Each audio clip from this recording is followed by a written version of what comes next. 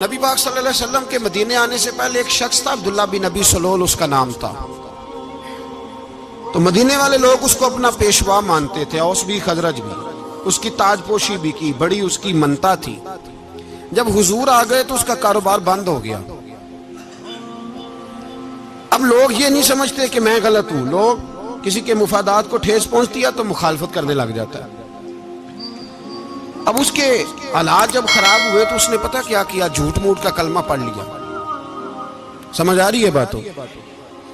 جھوٹ موٹ کا، اور منافقوں کا ایک ٹولہ اس نے تیار کر لیا جس کا قرآن مجید نے سورہ منافقون میں ذکر کیا۔ ایک جنگ کا موقع تھا، نبی پاک صلی اللہ علیہ وسلم تشریف لے گئے تو عبداللہ بن ابی سلول بھی چلا گیا۔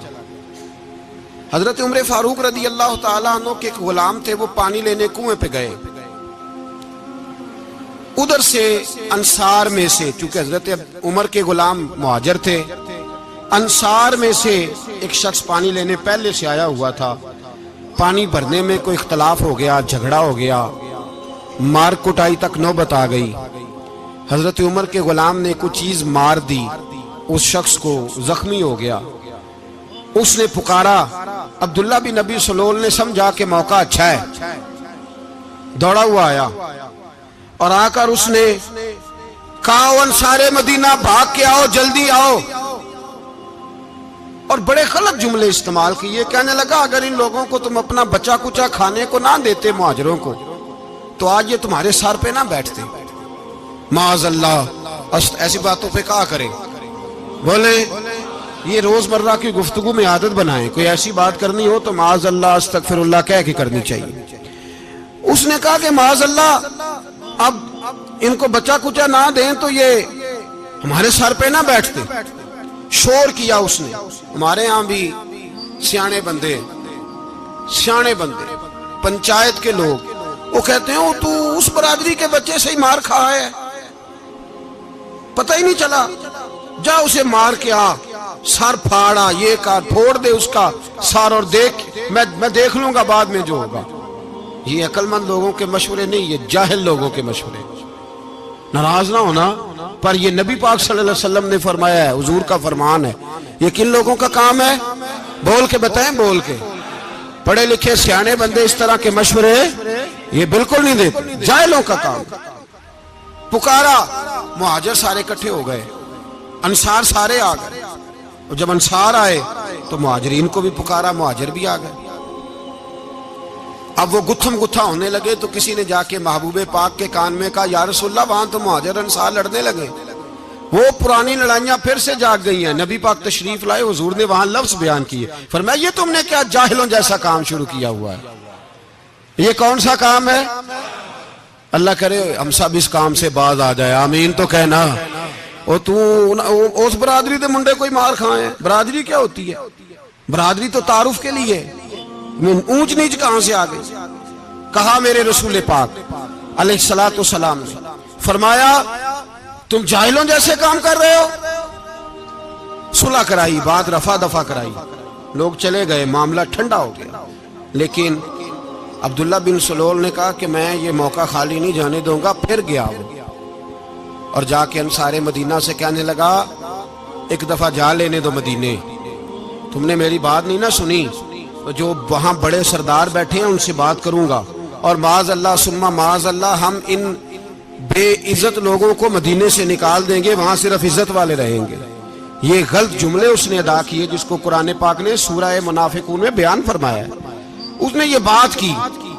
ایک صحابی تھے حضرت زید رضی اللہ تعالیٰ عنہ، وہ سن رہے تھے، آ کے عرض کی، یا رسول اللہ صلی اللہ علیہ وسلم عبداللہ بن ابی سلول تو اس طرح کہہ رہا ہے کہ مدینے جا کے عزت والے دوسروں کو نکال دیں گے، اور تم اگر اپنا بچہ انہیں نہ دیتے تو معاذ اللہ آج یہ ایسا نہ کرتے۔ حضرت عمر نے بھی سن لیا، حضرت عمر نے بات سن لی، تلوار نکالی اور دوڑے۔ حضور نے بازو پکڑا، فرمایا کدھر جا رہے ہو؟ کہا یا رسول اللہ اگر آج سزا نہ دی تو کل اور بات بھی کرے گا، اور اگر آج ایک قتل ہو گیا تو باقی سیانے بن جائیں گے۔ یا رسول اللہ مجھے چھوڑے، میں ماروں گا۔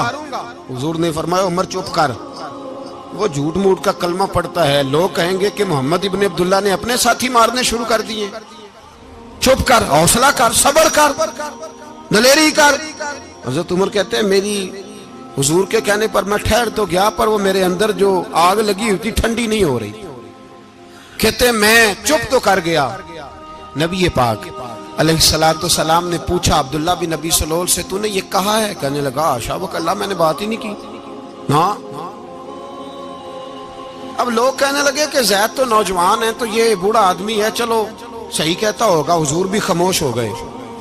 اللہ پاک نے قرآن مجید نازل فرما دیا، فرمایا اللہ نے سن لی ان کی بات جنہوں نے یہ کہا ہے، اور پھر لفظ بڑے حسین ہے، فرمایا یہ کہتے ہم عزت والے ہیں؟ نہیں، وَلِلَّهِ الْعِزَّةُ وَلِرَسُولِهِ وَلِلْمُؤْمِنِينَ، فرمایا عزت تو اللہ کے پاس ہے، اللہ کے رسول کے پاس ہے، اور عزت تو مومنوں کے پاس ہے، مومنین کے پاس عزت ہے۔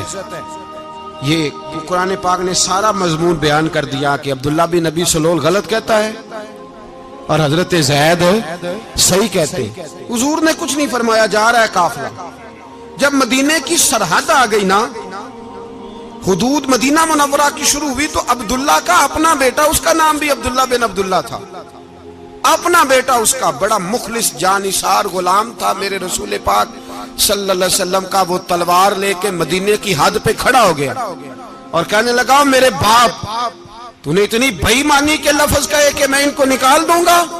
کہے اپنی زبان سے کہ میں ذلت والا ہوں، رسول پاک کو اللہ نے بڑی عزت عطا فرمائی، کہے ورنہ میں تیری گردن کاٹ دوں گا۔ بول، کہے حضور بھی عزت والے اور نبی پاک کے غلام بھی عزت، کہے اپنی زبان سے، کہے میرے رب کا یہ فرمان ہے وَرَفَعْنَا لَكَ ذِكْرَكَ، حبیب میں خود تیرے لیے تیری شانوں کو بلند فرما دوں گا۔ تو کہا کہے، تو دشمن ہو کے کہنے لگا میرے بیٹے مجھے معاف کر دے، مصطفیٰ تو بڑی عزتوں والے، ان کے غلام شانوں والے۔ جب بیٹا تلوار لے کے سامنے کھڑا ہوا، شہرت ہوئی، اب نبی پاک نے حضرت عمر کی طرف دیکھا، کہا عمر تیری بات صحیح تھی، اب جو ہوا یہ زیادہ صحیح تھا، وہ میں نے تجھے کہا حوصلہ کر، تدبر کر، وقت کا انتظار کر، یہ صحیح ہوا کہ وہ صحیح تھا۔ تو حضرت عمر فاروق کہنے لگے یا رسول اللہ، میں گواہی دیتا ہوں آپ واقعی اللہ کے سچے رسول ہیں صلی اللہ علیہ۔ اتنی اچھی رائے، وقت فیصلہ کرتا ہے، تدبر سے چلے، دانائی سے چلے، علم پیدا کریں، بردباری۔ ہمیں کئی دفعہ سجدہ صاف کرنا پڑتا ہے، ہم جو کہتے ہیں بات اس کے الٹ نکل آتی ہے۔ ہم کسی شخص کے بارے میں کچھ تبصرہ کر بیٹھتے ہیں، کچھ عرصے کے بعد ہمیں پتہ چلتا ہے کہ وہ تو ایسا تھا ہی نہیں، ہم نے غلط بات کر۔ ہم بغیر تحقیق کے، بغیر تفتیش کے، حوصلہ نہ ہونے کی وجہ سے، صبر نہ ہونے کی وجہ سے ہم بہت سارے کام کر گزرتے ہیں، پھر ہمیں نقصان ہوتا ہے۔ اپنی زندگی میں حلم نہ چھوڑیں، حوصلہ نہ، لڑائیاں ہوتی ہیں نا گھروں میں، اس کی وجہ خامد ہوتا ہے، بیوی نہیں ہوتی۔ یہ بات گھر جا کے بتانا کہ آج انہوں نے کہا لڑائی کی وجہ کون ہوتا ہے؟ نہ بولو تسی، پر میں تے آنکھ ہی چھڑیا ہے، وہ تو ریکارڈ ہو گیا ہے۔ لڑائی کی وجہ کون ہے؟ جڑے باتیں لڑتے ہیں وہ کوندے ہی نہیں پے۔ وجہ کون بنتا ہے جی؟ کیوں بلا؟ اس لیے کہ نبی پاک صلی اللہ علیہ وسلم نے فرمایا عورت کی اگل آدھی ہے تو تیری تو پوری ہے نا، جس کا مطلب ہے لڑائی اگر بچ سکتی تھی تو مرد کی وجہ سے بچ سکتی تھی، گھر میں امن ہو سکتا تھا۔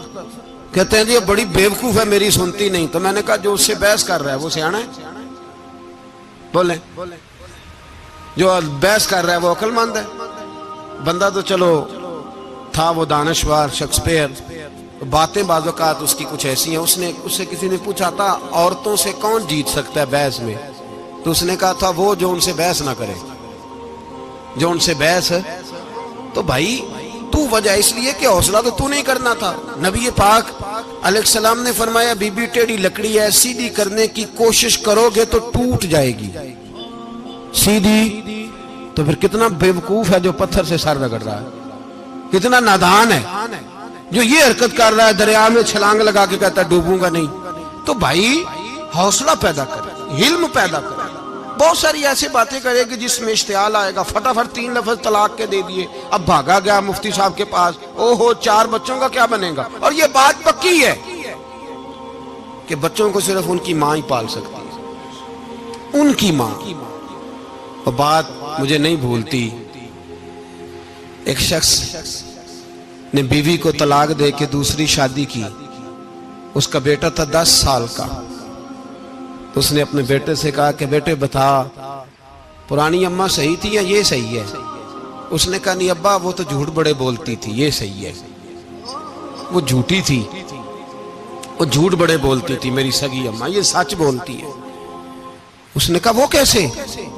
کہنے لگا اس لیے کہ میں کوئی شرارت کرتا تھا تو میری سگی اماں مجھے تھپڑ مارتی تھی اور کہتی تھی تجھے روٹی نہیں دینی، جا دوڑ جا گھر سے.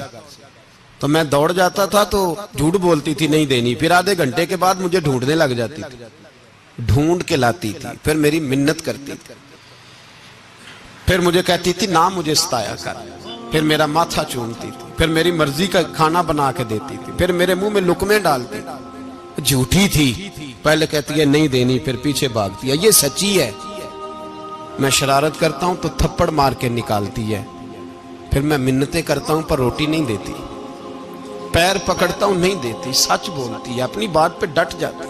او بھائی بچے اس کی ماں ہی پال سکتی ہے، تو نے 3 جملے کہتے سوچا ہی نہیں، تیرا کا گیا تو یہ تو نئی بیوی ملے گی، اور اس کا بھی کیا گیا، اس کو بھی شاید شوہر مل جائے. ان پھولوں کی پرورش صرف ان کا مالی کر سکتا ہے، دوسرا کر سکتا تو نے حوصلہ ہی نہیں کیا. ٹھیک ہے غلطی بیوی کی تھی پر تو مرد تھا نا، تیرے پاس تو دلیری تھی. فٹافٹ 3 طلاق کے جملے کہہ دیے. اور میرے رسول پاک علیہ السلام نے فرمایا جائز کام بڑے ہیں پر طلاق جائز تو ہے پر میرے رب کو پسند نہیں، اللہ کو پسند. تو نے مالی بگا دیا جس نے تیرے گھر کا باغ سینچنا تھا. تو بھائی یہ حوصلہ نہیں، درجنوں طلاقیں، 20 کیس، اور ابھی وہ شادی کے پورے کپڑے نہیں پہنے تو طلاق پہلے. اس کی وجہ یہ کہ حوصلہ نہیں، صبر نہیں، رضا نہیں، ہم احساس نہیں کرتے. اگر تو یہ سمجھ جائے کہ بس اللہ نے جو میرے لیے بہتر سمجھا مجھے دے دیا، صحیح ہے میری آزمائش ہے کیا ہے کچھ ہے، جو اس نے بہتر سمجھا مجھے اس نے، پھر تو سکھی ہو جائے، تیرے لیے جینا آسان ہو جائے، پھر تو بہت ساری پریشانیوں سے آزمائشوں سے دور ہو جائے. میرے نبی پاک علیہ السلام نے ہمیں حوصلہ کرنے کا حکم دیا، دلیری. 2-3 سال شاید پچھلے سال یا اس سے پچھلے سال حج کے موقع پہ نا ہمارے پاکستان میں تو بڑے بڑے انوکھے واقعات ہوتے ہیں. سننے سے کیا میں کہتا ہوں وہ عبرت کے لیے ہوتے ہیں. جعلی ویزے لگوا دیے حج کے کسی ایجنٹ نے، اللہ کے مہمانوں کو بھی لوگ لوٹ لیتے ہیں. جعلی ویزے لگوا دیے. اور مزے کی بات یہ ہے کہ پاکستانی ایئرپورٹ سے گزر بھی گئے وہ ویزے والے، اور احرام باندھے لوگ جدے پہنچ گئے. 4 آدمی تھے، انہوں نے ویزا دیکھا تو کہا نقلی آپ کو واپس جانا پڑے گا. اگلی فلائٹ سے وہ لوگ واپس آئے. آپ مجھے بتائیے ان کی جب وہ چھوٹے چھوٹے کلپ آئے، میڈیا نے ان کی باتیں سنی تو ان کے آنسو نہیں تھمتے تھے. ایک آدمی احرام باندھ کے گیا ہے، معمولی سمجھتے ہیں آپ؟ میرے جیسا غریب آدمی کبھی اس نے ارادہ کیا اور مدینے جانے کا لیٹ ہو جائے تو کلیجہ پھٹنے کو آتا ہے. کچھ مجبوریاں پیروں میں آ جائے، نہ جا سکے تو پتہ نہیں کتنی توبہ کرنے کو دل کرتا ہے کہ کہیں غلطی تو نہیں ہو گئی، کوئی ایسی بات تو نہیں نکل گئی. یقین کریں طبیعت پریشان ہو جاتی، یار کوئی ایسا کام تو نہیں ہوگا جس کی وجہ سے یہ بات ہوئی. 4 آدمی لوٹ آئے، حالات خراب ہو گئے، لوگ رو رو کے قصے سناتے تھے. لیکن میرے رسول پاک علیہ السلام کا حوصلہ دیکھو. حضور کعبے کا بھی کعبہ، حضور مالک، حرم کے مالک مطلق، جن کے صدقے اللہ نے کعبہ کو بیت اللہ بنایا. حاجیو آؤ شہنشاہ کا روضہ دیکھو، کعبہ تو دیکھ چکے اب کعبے کا بھی کعبہ دیکھو. حضور 1400 صحابہ کو لے کے گئے عمرہ کرنے. مقام حدیبیہ پر پہنچے تو کافروں نے روک لیا، ہم عمرہ نہیں کرتے. تو اور میں خادم اور جو وارث و مالک ہیں 1400 صحابہ ہم نہیں عمرہ کرنے دیتے، واپس جائیے. صلح لکھی جا رہی ہے. صلح کی شرطیں کیا ہیں؟ مکے سے کوئی آدمی غلطی سے بھی مدینے چلا گیا، مکے کا آدمی، تو مسلمان اگر ان کے ظلم سے تنگ آ کے، مکی مسلمان کافروں کے ظلم سے تنگ آ کے مدینے چلا گیا تو مدینے والے واپس کریں گے. اور اگر مدینے سے کوئی شخص غلطی سے بھی مکے چلا گیا تو مکے والے واپس نہیں کریں گے. اتنی سخت شرائط. حضرت عمر غصے سے کانپنے لگے, صحابہ پریشان ہیں, پر میرے رسول پاک نے صبر دکھایا, حوصلہ, تدبر. یہ تدبیر ہے, صبر ایک بہترین تدبیر ہے, اگر کوئی اپنائے تو بہترین طریقہ ہے. حضور نے فرمایا ہمیں منظور ہے, صلح کرو. اور اتنا سخت حکم ہے, کہنے لگے 1400 احرام والے واپس جائیں, بعد میں آنا, اس وقت نہیں عمرہ کرنے دیں گے. میرے نبی پاک علیہ السلام, مجھے بتاؤ, مجھے اور آپ کو دکھ ہوتا ہے تیاری ہو تو پروگرام رہ جائے, تو اگر احرام باندھا ہو اور اللہ کے رسول نے بندھوایا ہو تو حضور واپس لوٹنے لگے تو کتنی تکلیف کی بات ہے. حضور نے فرمایا چلو آئندہ آئیں گے. معاہدہ لکھا جا رہا ہے, حضرت علی معاہدہ لکھ رہے ہیں. لکھو محمد الرسول اللہ صلی اللہ علیہ محمد الرسول اللہ صلی اللہ علیہ وسلم اور قریش مکہ کے بیچ معاہدہ. یہ تحریر لکھی جا رہی تھی تو ابو سفیان بول پڑا, کہنے لگا جی ہم محمد الرسول اللہ نہیں نکلنے دیں گے معاذ اللہ, یہی تو ہمارا جھگڑا ہے. اگر آپ کو رسول اللہ مان لیا تو پیچھے رہ کیا گیا, محمد ابن عبداللہ لکھے. حضور نے حضرت علی سے فرمایا رسول اللہ کاٹ کے محمد ابن عبداللہ لکھو. حضرت علی لکھ رہے تھے, محمد رسول اللہ لکھا تھا, فرمایا رسول اللہ کاٹ کے محمد ابن عبداللہ لکھو. تو حضرت علی کہنے لگے حضور مجھے یہ لفظ کاٹنا نہیں آتا, حضور مجھے یہ لفظ کاٹنا. کسی صحابی نے اعتراض نہیں کیا کہ لکھنا آتا تھا, کہا مجھے کاٹنا. حضور نے دوبارہ کہا علی کاٹ دو. کہا یا رسول اللہ مجھے یہ لفظ کاٹنا نہیں آتا. میرے حبیب نے تیسری دفعہ کہا علی کاٹو. تو شیر خدا نے قلم چھوڑا, ہاتھ باندھے اور کھڑے ہو کہنے لگے محبوبہ مجھے تیرے قصیدے لکھنے آتے ہیں, کاٹنے کوئی نہیں آتے, میں مجبور ہوں, مجھ سے نہیں ہوتا. کوشش کرتا ہوں, نہ قلم اٹھتا ہے نہ ہاتھ چلتا ہے. میرے حبیب پاک نے قلم پکڑا اور لفظ رسول اللہ خود کاٹ کے محمد ابن عبداللہ کرایا. بھائی وقت گزر گیا, صلح ہو گئی. یہ تدبر, یہ حوصلہ, یہ تدبیر میرے نبی نے فرمائی. اب تو 1400 کو مکے نے نہ داخل ہونے دیا, لیکن ایک سال ہی گزرا, تھوڑا ہی وقت گزرا, میرے رسول پاک 10,000 کو لے کے مکے میں داخل ہو گئے. 10,000. اس نے فائدہ دیا. حکمت کیا تھی, تدبر کیا تھا. قریش روز لڑائی کرنے آ جاتے تھے, تبلیغ ہی نہیں کرنے دیتے تھے. ان سے صلح ہو گئی تو نبی پاک نے کیسر کو خط لکھا, کیسر روم کو, ہرکل کو. دور دراز تبلیغ پھیل گئی, مسلمان 100,000 سے زیادہ ہو گئے.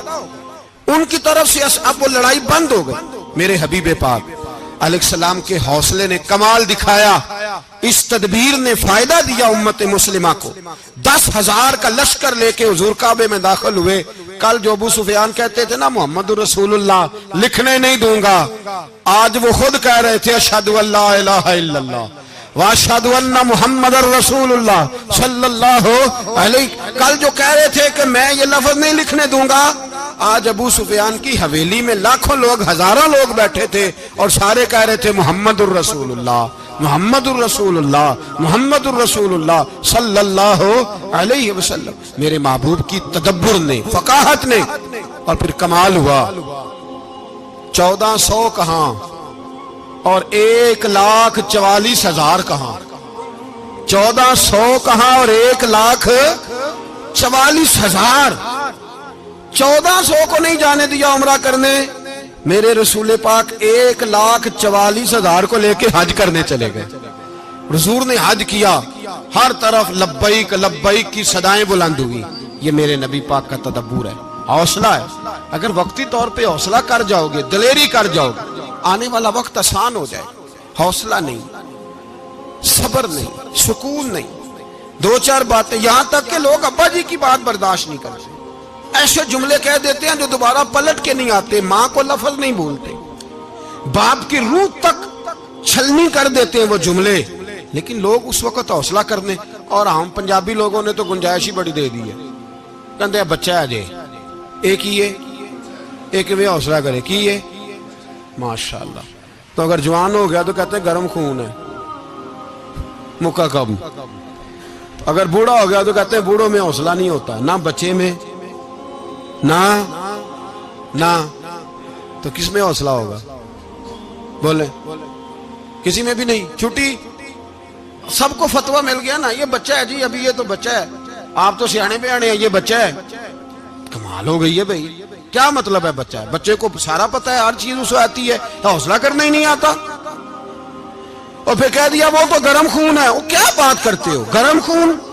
ابے کے گلے پڑ گیا گرم خون, اس کو کھڑا کرو نا ایس پی کے سامنے اور اس کو کہو مار تھپڑ اس کے منہ پہ, تیرے گرم خون کا پتہ چلے. غریب کے یہ گلے پڑ گیا, اس کو کھڑا کرو ایس ایچ او کے سامنے, پھر پتہ چلے گا خون کتنا گرم ہے. وہاں بالکل چپ ہے, بالکل خاموش ہے. اور گرم خون اس کا صرف اماں کے لیے, جلال صرف رہ گیا اگر غریب گھر کی بیٹی بیاہ کے لایا تو صرف اس کے لیے. کوئی ایسی بات نہیں. ہم بڑے سیانے, ہمارا غصہ بڑا سمجھدار ہے, ہمارا وہ گرم خون بڑا سیانا ہے. وہ جہاں دیکھتا ہے کہ معاملہ ہلکا ہے تو وہاں وہ گرم خون جلال میں, اور جہاں دیکھتا ہے کہ سامنے والا تگڑا ہے تو وہاں وہ گرم خون فوراً ٹھنڈا ہو جاتا ہے. حوصلہ پیدا کریں. زندگی حوصلے مند لوگ جیتے, جو حوصلے مند نہیں ہوتے وہ تو زندگی کا ایک سال لطف سے نہیں جی پاتے. حوصلہ کریں, مسکرائیں. میرے نبی پاک صلی اللہ تعالی علیہ وسلم نے نا عثمان بن طلحہ, کعبے کی چابی ان کے پاس ہوتی تھی, تو حضور نے ایک دن فرمایا عثمان, اچھا یہ نہیں تھا کہ عثمان خاص لوگوں کو چابی کعبہ کھول کے دکھاتے تھے, بلکہ ان کو قریش کی جانب سے یہ حکم تھا کہ جو بھی تجھے کہے تو نے کعبے کا دروازہ کھول دینا. نبی پاک علیہ الصلوۃ والسلام نے نا ہجرت سے 2-4 دن پہلے کہا کہ عثمان ذرا چابی دو, میں نے کعبہ اندر سے دیکھنا ہے. بڑے ٹھنڈے دل سے ذرا سننا, ادھر دیکھو میری طرف, ادھر دیکھیے گا ذرا میرے بھائی. میں نے ایک بندے سے کہا یار پانی کی بوتل دینا دکاندار سے, ایک ہے اس نے کہہ دیا نہیں میرے پاس. اس بات کا کوئی غصہ بولیے, اور اگر وہ کہے سارے زمانے کو ملے گی آپ کو نہیں دینی, پھر بولیں میرا خیال ہے چپ کر کے ہنس کے آ جائیں گے, سوال ہی نہیں پیدا ہوتا. ہم کہیں گے مجھے نہیں نہ دینی, تو نے تو دکان اٹھا یہاں سے, بند کاری سے. کیا مطلب ہے سب کو دینی ہے تجھے نہیں دینی, کیا معنی ہے اس کا؟ لے کے جاؤں گا, جھگڑا ہوگا, بحث کریں گے. عثمان بن طلحہ سے حضور نے فرمایا دروازہ کھولو, کعبہ دیکھنا ہے. عثمان کہنے لگا میں ساری دنیا کو دکھاؤں گا, آپ کو نہیں دکھاؤں گا. کتنی سخت بات ہے, پر قربان جائیں رسول اللہ کے حوصلے پہ صلی اللہ علیہ. عثمان کہتے ہیں میں نے یہ بات کی تو نبی پاک مسکرانے لگے, اور میں اچھا نہیں دینی, تو حضور نے نا مسکرا کے اور میری کمر پہ تھپکی دی, فرمایا اچھا یاد رکھنا یہ چابی میں تجھ سے لے لوں گا, اور جس کو میرا دل کرے گا میں اس کو دوں گا. عثمان کہتے ہیں روز رات کو نبی پاک کے یہ جملے میرے کانوں میں گونجا کرتے تھے, گونجتے تھے کہ حضور نے فرمایا. کہتے ہیں جس دن پتا چلا نا نبی پاک 10,000 کا لشکر لے کے آ رہے ہیں, تو ابو سفیان میٹنگیں کر رہے تھے, مکے کے سارے سردار تیاری کر رہے تھے, اور میرے کانوں میں ایک ہی لفظ تھا کہ حضور نے فرمایا میں چابی لے لوں گا, پھر جس کو میں چاہوں گا اسے دوں گا. عثمان کہتے ہیں حد ہو گئی, وقت گزر گیا, حضور آ گئے, طواف فرمایا, اور طواف کے بعد میرے نبی پاک علیہ السلام نے فرمایا بلاؤ نا ذرا عثمان کو. عثمان کہتے ہیں میں چابی لے کے آیا تو دوسرا جملہ کوئی نہیں. ساڑھے نا کوئی بندہ مشورہ دے وے نہ منیے, تے جے کام مونجو ہو جائے نا, جن جو نے مشورہ دیتا سی تے وہ نال ہی غوث پاک بن جاندا ہے. تینوں آکھیا سی نا, فوراً ہی داتا علی اجویری ہو جاندا ہے. وہ کہندے تینوں پتہ نہیں میں کڈا ولی اللہ, تینوں میں آکھیا سی نا انج نہ کر, اور بندہ پریشان ہوتا ہے کام الٹ ہو گیا, اور لاگوں آکھی جاندا ویکھو جی میں تے تانوں پہلوں ہی آکھیا سی. جی عجیب بات ہے, شیخ چلی کی طرح پیچھے پڑ جائے گا, میں نے تو پہلے ہی کہا تھا. او بس کر یار, اب تو خواجہ معین الدین اجمیری ہو گیا, بس کرو. مشورہ ہی ہوتا ہے, کسی کا مل جاتا ہے اور کسی کا نہیں لیا جاتا. فوری طور پہ بندہ اٹھ کے نا تو ولایت کی 4تھی سیڑھی پہ چڑھ جائے گا, کہے گا میں تو اب دالے وقت ہوں, میں کتب دورہ ہوں, میں نے تجھے کہا نہیں تھا. اب بس کر یار, کئی دفعہ مشورے صحیح ہوتے ہیں, کئی دفعہ صحیح. بولیے نبی پاک صلی اللہ علیہ وسلم کی احد کے دن خواہش یہ تھی کہ اندر رہ کے لڑنا ہے. جوان صحابہ نے کہا باہر جا کے لڑائی کرنی ہے, حضور نے باہر جا کے جنگ کی. بظاہر مسلمانوں کو شکست ہوئی, حضور نے ایک دفعہ نہیں کہا کہ میں نے تمہیں کہا نہیں تھا اندر رہنا ہے, بس ہو گیا جو ہو گیا. اب اس میں فٹافٹ اگلے کو حوصلہ دو، کوئی عرض نہیں یار. نبی پاک سب بولیے صلی اللہ علیہ وسلم، میرے حبیب پاک علیہ الصلوۃ والسلام نے نا کہا عثمان کو بلاؤ. عثمان آئے تو عثمان کہتے میں نے چابی دی تو میں تیار تھا، میں تیار تھا کہ اب میری بات ہوگی اور رسوائی ہوگی.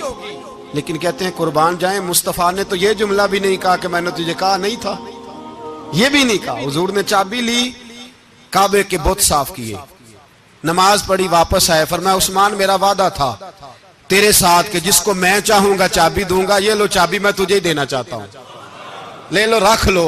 عثمان کہتے ہیں وہ چابی نہیں میرے طرف آ رہی تھی، میری طرف ایمان آ رہا تھا.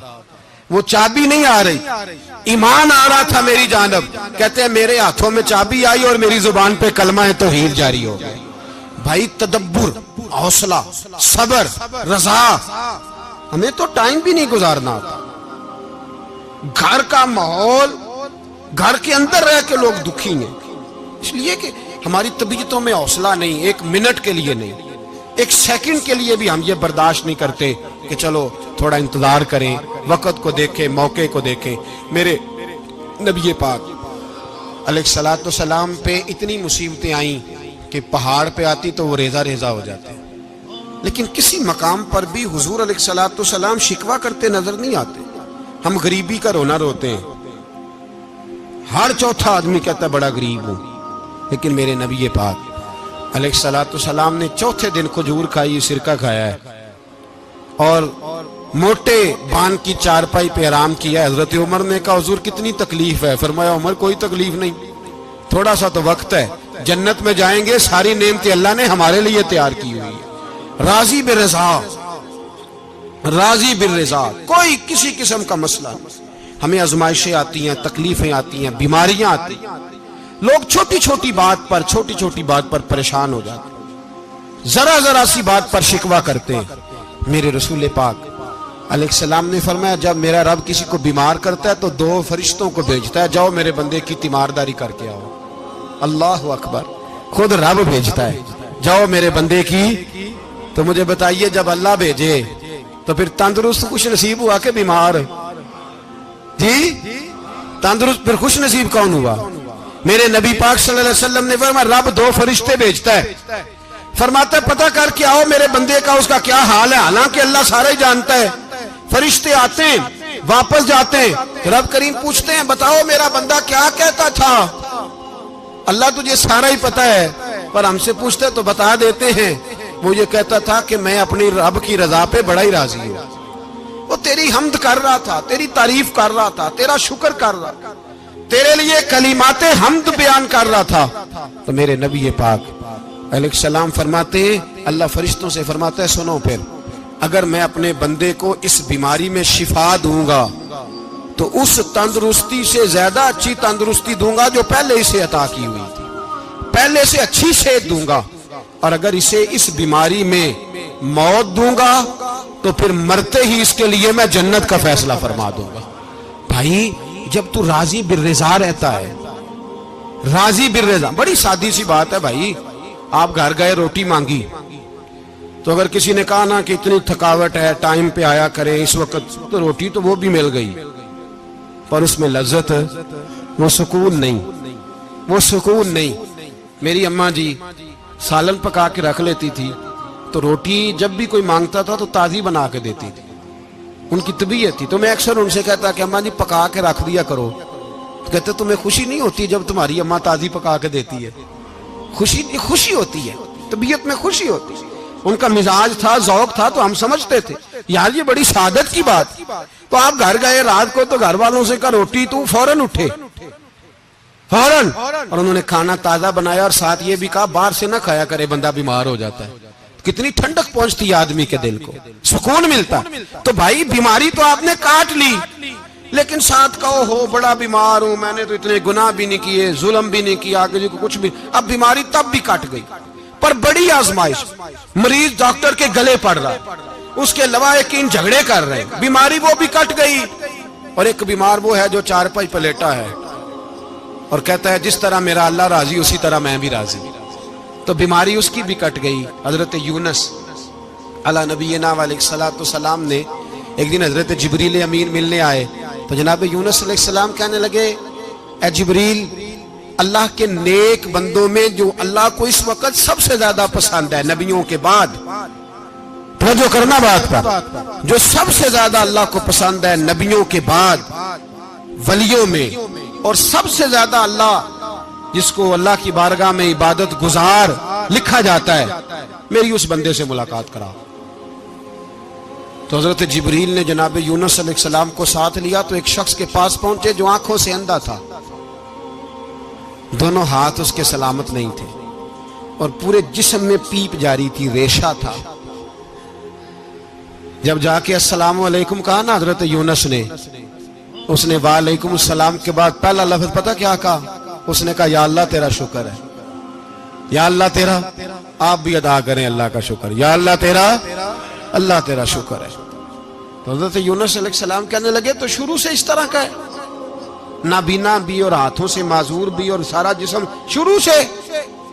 تو بڑے ہی خوبصورت لفظ اس بیمار نے کہے، کہنے لگے نہیں حضور میں بالکل ٹھیک ٹھاک تھا، جب تک میرے رب نے چاہا کہ یہ دنیا کو دیکھے تو تب تک اس نے مجھے آنکھیں دیں، اور جب اس نے چاہا کہ اب اس کا دیکھنا بہتر نہیں تو اس نے واپس لے لی۔ تو یا اللہ تیرا شکر ہے، اللہ تیرا شکر ہے۔ پھر کہا جب تک اس نے چاہا کہ میرے ہاتھ رہے تب تک رہے، جب اس نے چاہا کہ میرے لیے بہتر نہیں تو اس نے لے لیے، تو یا اللہ تیرا شکر ہے۔ جب تک اس نے چاہا کہ میرا جسم صحیح و سلامت رہے تو رہا، اور جب اس نے چاہا کہ میرے لیے بہتر نہیں تو مجھے بیمار کر دیا، تو یا اللہ تیرا شکر ہے۔ تو حضرت یونس علیہ السلام کہنے لگے جبریل واقعہ یہ اللہ کا سب سے زیادہ شکر گزار بندہ ہے، سب سے زیادہ عبادت گزار بندہ ہے، سب سے زیادہ۔ میرے نبی پاک علیہ السلام نے فرمایا میرا مومن ہر حال میں ہی نفع میں ہے، نعمت ملے تو شکر کر کے نفع، مصیبت آئے تو صبر کر کے نفع، اپنی زندگی میں تحمل، بردباری، علم پیدا کرے، حوصلہ پیدا کرے۔ ہر آنے جانے والے شخص کے مزاج کے مطابق اسے نہ ملے، اپنا مزاج صحیح رکھے، اپنی طبیعت کے مطابق اپنے ماحول کو برقرار رکھے۔ علم کے ساتھ گزارا کرو گے تو رشتہ داروں سے بھی بنی رہے گی، دوستوں سے بھی بنی رہے گی، ہر ایک سے تعلق رہے گا۔ اور اگر آپ کے اندر یہ حوصلہ نہیں تو پھر سارے معاملات پریشانی کا شکار ہو جائیں گے۔ یہ تو آج کا مضمون تھا۔ ہمیں نا لوگ مشورہ دیتے ہیں، کہتے ہیں پیر صاحب درویشوں کو سیاست کی بات نہیں کرنی چاہیے، دیتے ہیں نا مشورہ لوگ، جی تھوڑا تھوڑا بول دیں، تھوڑا تھوڑا دیتے ہیں نا۔ اگرچہ ہم ان کی بات نہیں مانتے، اس لیے کہ اقبال نے کہا تھا جدا ہو دین سیاست سے تو رہ جاتی ہے چنگیزی، جدا ہو دین سیاست سے تو، اور پہلا فکرہ یہ ہے کہ جلال بادشاہی ہو یا جمہوری تماشا ہو، جدا ہو دین سیاست سے تو رہ جاتی ہے۔ اس نے کہا جب سیاست اور دین علیحدہ علیحدہ ہوتے ہیں تو چنگیز خان اور ہلاکو خان پیدا ہوتے ہیں۔ سیاست جب تک مسجد کے اندر رہتی ہے تب تک پاک صاف رہتی ہے، وہ گندی ہوتی تب ہے جب مسجد سے نکل جاتی ہے۔ حضرت علی کے زمانے تک مسجد میں رہی، پاک صاف رہی، یزید باہر لے گیا تو گندی ہو گئی، حضرت عمر بن عبدالعزیز دوبارہ مسجد میں لے آئے تو پھر پاک ہو گئی۔ لیکن پھر بھی ایک ساتھی نے مجھے کہا تو اس کی بات میں، سب کی باتیں نہیں مانتا، اس کی بات میری سمجھ میں آئی۔ وہ کہنے لگا جی اصل بات یہ ہے کہ سیاسی تبصرے تجزیے ہم اخباروں میں ٹی وی پہ جا کے بیٹھیں، جا کے بڑی مہربانی میری طرف دیکھیں، وہ ہم سنتے رہتے ہیں تو ہمارا دل کرتا ہے مسجد میں صرف ہم رسول اللہ کا پیار ہی سنیں۔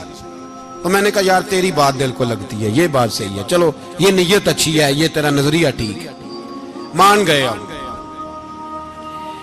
میں چلا گیا دکاندار کے پاس اور میں نے اس کو جا کے کہا کہ گاڑی کا انجن کھولو، اس طرح کرو اس طرح۔ اس نے کہا مولانا آپ جا کے نا گھر تو فقہ کی کتاب کھولیں، اس لیے کہ گاڑی کے انجن کے بارے میں آپ کو معلومات، یہاں اگر آپ نے یہ کام کرنا ہے تو اس کو پڑھیں، کسی استاد کے پاس ورکشاپ پہ آئیں، آپ کے ہاتھوں کو، منہ کو، چہرے کو مٹی لگے، دھواں لگے، گریس لگے، پھر آپ کو پتہ چلے گا انجن کیسے کھلتا ہے۔ صحیح کہہ رہا ہوں نہیں صحیح کہہ رہا؟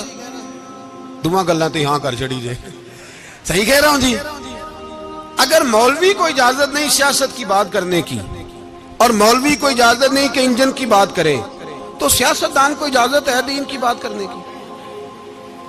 یہاں تو وہ آئے نا مدرسے میں پڑھے، پورا دین حاصل کرے، پھر وہ بولے تو پھر تو ٹھیک ہو گیا، لیکن جب اسے سورۃ اخلاص بھی سیدھی نہیں آتی تو فتوے دینے کی اس کو ضرورت ہے کوئی؟ بولے نا یار، کیوں چھیڑتے ہیں سیاست؟ ہم نہ پچھلے جمعے جلوس نکالنا چاہ رہے تھے ختم نبوت کی ترمیم کے حوالے سے، حکومت وقت نے کہا کہ ہم واپس لیتے ہیں، تو میرے بہت سارے دوستوں نے کہا جی نکالنا چاہیے، انہوں نے کیا کیوں؟ میں نے کہا یار لوگوں کو بھی پریشان نہیں کرنا چاہتے، ہماری اپنی سڑکیں ہیں، کسی کو بس ٹھیک ہے، انہوں نے واپس لے لی تو بات ختم ہو گئی، ہم مان گئے، تسلیم کر لیا۔ اتنا ہمارا مطالبہ ہے کہ اس آدمی کو ضرور سزا دو جس نے یہ ترمیم کی ہے، لیکن ہم نہیں کرتے، کوئی نہیں نکلے، نہیں نہ نکلے بولے۔ تو وزیر قانون صاحب کو کیا مصیبت بنی ہوئی ہے نیا فتویٰ دینے کی؟ کہ ہے کوئی شوق انہیں دینا چاہیے فتویٰ؟ کہتے نہیں مرضیوں میں ہمارے درمیان تھوڑا ہی فرق ہے۔ مجھے یوں لگتا ہے کہ یہ جان بوجھ کر کوئی نہ کوئی ایسی شرارت کرتے ہیں جس سے لوگ اشتعال میں رہیں، جان بوجھ۔ حلم، حوصلہ، صبر ذات کے بارے میں تو ہے، لیکن اگر کوئی رسول پاک کی بے ادبی کرے تو پھر حوصلے کی بات ہے ہی نہیں، پھر تو جہاد کی بات ہے۔ اور میں دیانتداری سے مسجد میں باوضو بیٹھ کر جمعے کے دن مشورہ دیتا ہوں حکومت کو اور وزیر قانون کو مشورہ دیتا ہوں کہ نہ فرعون کی حکومت ساری زندگی رہی، نہ نمرود رہا، نہ جاج بن یوسف رہا، نہ یزید رہا، اور یار درباری بن کے حکمرانوں کی چاپلوسی کرتے کرتے تم یہاں تک آ گئے ہو کہ اب نبی پاک کی عزت کو ہاتھ ڈالنا شروع کر دیا ہے۔ اور آپ یقین کریں سیاسی جماعتوں کا اتنا برا حال ہے کہ ان کے لیڈر کے بارے میں کوئی بات کرے تو پاگل ہو جاتے ہیں یہ احتجاج کر کر کے، اور اس نے ڈائریکٹ کہہ دیا کہ ختم نبوت کا مسئلہ ہی کوئی نہیں، جو دین کی بنیاد ہے، کسی کو پرواہ نہیں۔ مجھے تو ان لوگوں کی فکر ہو رہی ہے جن لوگوں نے انہیں ووٹ دیے ہیں، وہ اللہ کو کیا جواب دیں گے؟ اور یہ اللہ ماشاءاللہ ساری سیاسی جماعتیں اس طرح کی۔ اور میرا وزیر قانون صاحب کو بھی مشورہ ہے کہ زندگی بڑی تھوڑی ہے، بڑی تھوڑی، اللہ سب کو معاف کرتا ہے، اپنے رسول کے غداروں کو معاف نہیں کرتا۔ اور یہاں تمہاری گاڑیوں پہ جھنڈے لگے ہوئے ہیں، وہاں بھی تمہارے جھنڈے لگیں گے، پر اس لیے لگیں گے کہ یہ غدار ہیں ناموس رسالت کے، یہ جھنڈے لگیں گے۔ شرم کرو اور ڈر جاؤ، بس کر دو، تمہارے منہ میں اب دانت پورے نہیں رہے۔ کوئی شوگر کا مریض ہے تو کوئی بلڈ پریشر کا، تو کوئی ہارٹ کا، تو کوئی کینسر کا۔ شرم کرو اور اپنی قبر کی بھی تھوڑی سی فکر کرو۔ بتاؤ پاکستان کے کتنے صدر گزرے، وزیر اعظم گزرے، تو ان کی قبریں کہاں ہیں؟ کوئی جاتا ہے ان کی قبروں پہ؟ کسی کو خبر ہے؟ کیوں اپنے لیے جہنم کٹھی کرتے؟ سارا کچھ دنیا داری رہ گئی ہے، سارا کچھ صرف یہی رہ گیا۔ حضرت ابو بکر سردار تھے، حضرت عمر سردار تھے قبیلے، حضرت عثمان سردار تھے، انہوں نے سرداریوں کو ٹھوکر مار کے رسول اللہ کے قدموں میں بیٹھنا پسند کی، سرداریاں چھوڑ کے غلام بن گئے۔ تم سرداریاں بچانے کے لیے رسول اللہ کی غداری کرتے ہو، شرم نہیں آتی؟ اور قوم شکوہ ہے مجھے ان لوگوں سے جو مولوی تو کہہ دیتے ہیں تو سیاست نکار، اور کسی سیاست دان کو منع نہیں کرتے کہ جب تجھے سورت فاتحہ بھی نہیں آتی تو تجھے کس نے اجازت دیا اتنی بڑی بات؟ اور میں نے پچھلے جمعے بھی کہا تھا، پھر کہتا ہوں اور آن دی ریکارڈ کہتا ہوں، مرزائی کل بھی کافر تھے، آج بھی کافر، اور قیامت تک، اور جو ان کے کفر میں شک کرے وہ بھی، اور پکا بے ایمان ہے، کافر ہے، وہ وزیر قانون ہو یا صوبائی ہو یا وفاقی ہو۔ من شک فی کفر ہی فقط کفر، جو مرزائی کے کفر میں شک کرے وہ بھی کافر ہے۔ ہمارے رسول آخری رسول ہے، ہم کسی کو یہ اجازت نہیں دیں گے کہ وہ ختم نبوت میں رکھڑا ڈالنے کی کوشش کرے، ہم کسی کو یہ اجازت ہے۔ اور تم نے قوم کو لوٹا، لوٹتے رہو، اب ایمان پہ ڈاکے تو نہ ڈالو۔ تمہیں دولت لوٹ کے پیٹ نہیں بھرا، اب ایمان لوٹنا شروع کر لیا ہے۔ تمہارا فیکٹریاں لوٹ کر، قومی خزانہ لوٹ کر پیٹ نہیں بھرا، بھائی مانو اب دین بیچ کر اپنی حکومتیں پکی کرو گے۔ اور وہ لوگ بھی تیار ہو جائیں جو ان بھائی مانوں کو منتخب کرتے ہیں، ان سے بھی سوال کرے گا ختم نبوت کا موضوع قیامت کے دن کہ تم بتاؤ، ان کو سپورٹ کرتے تھے جو رسول اللہ صلی اللہ علیہ وسلم کے بعد بھی کسی نبی کو نبی ماننا درست جانتے تھے؟ شرم آنی چاہیے، خیال ہونا چاہیے۔ اور میں نے کہا کہ ہمارا دل نہیں چاہتا، آپ یقین کریں، ہمیں شوق ہے جلوس نکالنے کا، تمہارے خلاف باتیں کرنے کا۔ تم نے روز تھرمامیٹر نکالا ہوتا ہے، چیک کرتے ہو کہ ایمان کتنا ہے کتنا نہیں ہے۔ یہ پاکستان اگر صوبہ سندھ ہے تو وہ حضرت عبداللہ شاہ غازی کا ہے، اگر بلوچستان ہے تو حضرت بابا عبد الرحمان کا ہے، اور اگر پشاور ہے تو وہ صوفیاء کا ہے، اور اگر یہ دھرتی پنجاب ہے تو یہ داتا علی اجویری کی ہے، یہ بابا فرید الدین کی ہے۔ اس میں کسی غدار کو قبضہ کرنے کی اجازت بالکل نہیں ملے گی۔ اور ہم وہ لوگ بھی نہیں جو چپ کر کے اندر سوتے رہیں، قوم جو کرتی ہے کرتی رہے، ہمیں پرواہ نہیں، نہ ایسی کوئی بات نہیں۔ کوئی بندہ نہ سمجھے کہ انہیں ہوش نہیں، انہیں پتہ نہیں، ہمیں سارا کچھ ہی آتا ہے۔ پھر اگر کل کو کوئی ممتاز قادری پیدا ہو گیا تو شکوہ نہ کرنا، کل کو کوئی پھر سے عامر چیمہ نکل آیا تو شکایت نہ کرنا، یاد رکھنا۔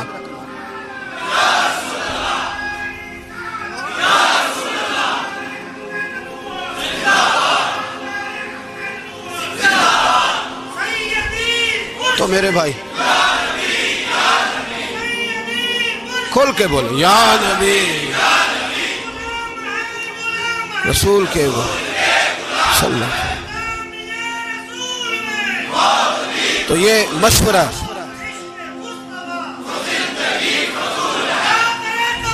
جزاک اللہ، تو یہ تمہیں مشورہ ہے۔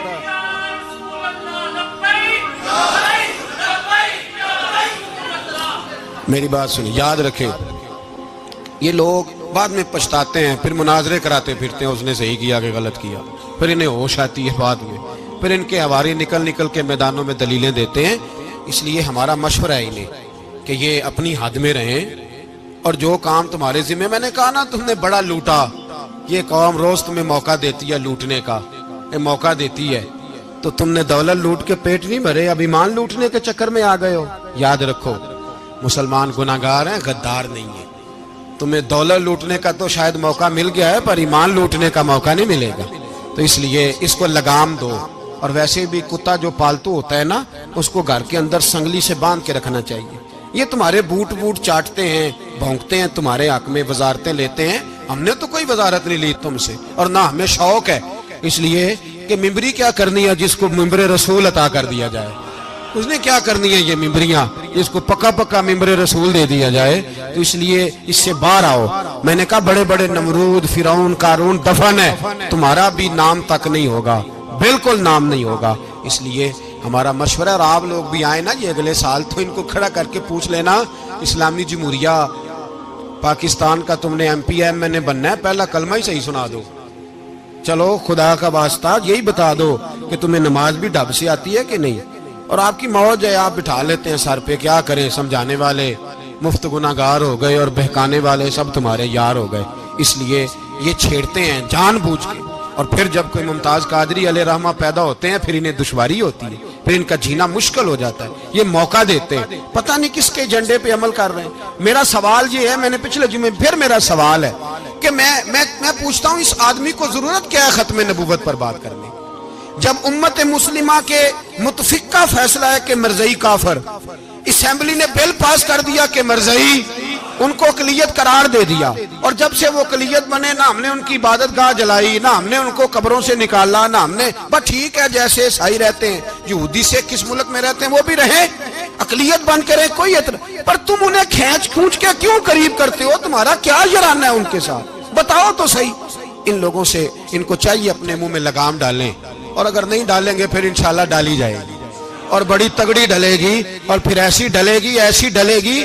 سلمان تاثیر جب مرا تھا نا تو 5-5 لاکھ روپیہ مولویوں کو آفر کی جنازہ پڑھاؤ، 5-5 لاکھ روپیہ چھوٹے چھوٹے مولویوں کو۔ اور داتا صاحب کی مسجد کے خطیب بھی صوبائی جو تھے وہ خطیب تھے، ملازم تھے، انہوں نے کہا کہ ایمان نہیں بیچنا، نکالنا نوکری سے تو نکال دو۔